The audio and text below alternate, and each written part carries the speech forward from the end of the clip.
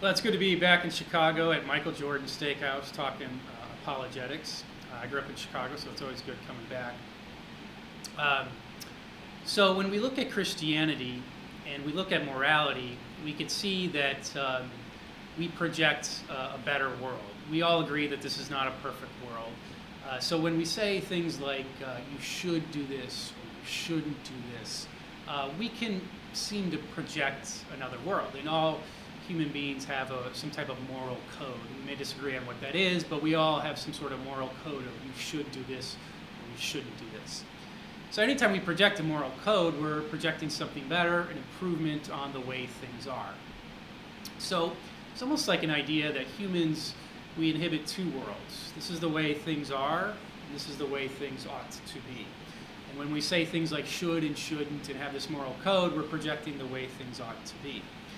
Even non-religious people would seem to agree with this.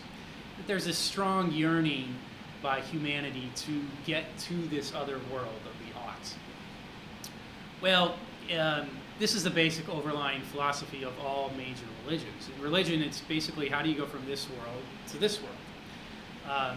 The major religions all try to theorize, the way to do it, to go to the perfect world. Because in the Eastern religion of Hinduism and Buddhism, they theorize the only way to do this, to go from this world to that world, is to extinguish the self. The problem is that our corrupted self keeps getting in the way. So if you leave this world mentally and you will leave the corrupted self. And to do this, you meditate your mind through this kind of deep mental transformation. In other words, you mentally check out of this world. And if you do this long enough and with enough gusto, you will reach this mental state of nirvana or being. And then you will reach the perfect world. So we can sometimes see this when we daydream about a place or a time, and we mentally check out of this world. So Eastern religions theorize if you do this enough, you will physically leave this world.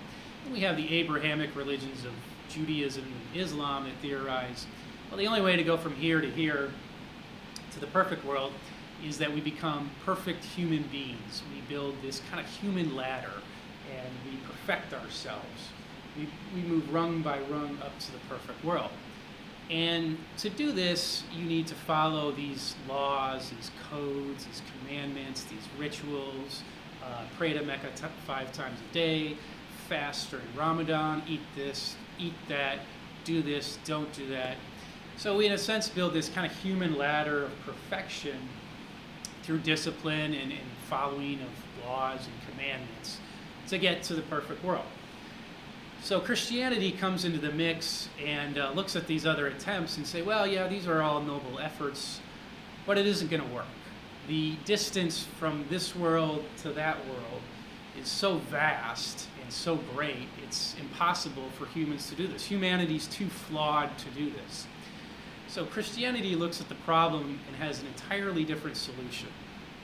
The only way this can be done is to reverse the entry point.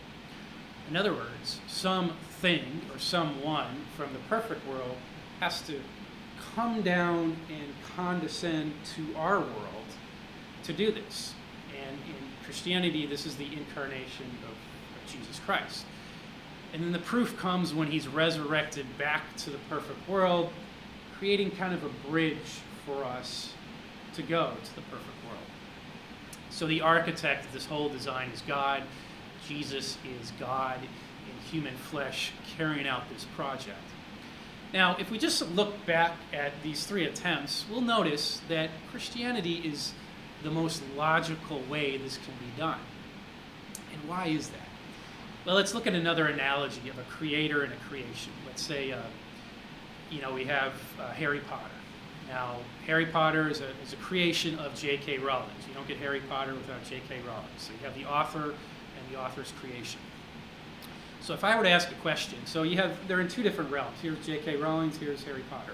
If I was to ask this question, if Harry Potter and J.K. Rowling's were to meet, who would have to make this happen? J.K. Rowling's. J.K. Rowling's would have to write herself into the narrative of the story. This is the only way that these 2 worlds could meet. Then and only then could creator connect with creation. So in Christianity, you have that. You have God writing himself into the story, into the history of the universe, in the form of Jesus. We'll also notice, it makes the most logical sense. Also is, in another sense, it's kind of the easiest way for humanity.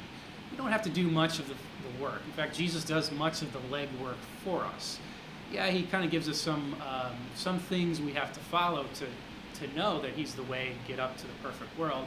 But essentially, he does all the heavy lifting for us. So if we use this mode of reasoning and mode of explaining what Christianity is and why it's true, everything starts to make sense about Christianity and about our faith. Thank you.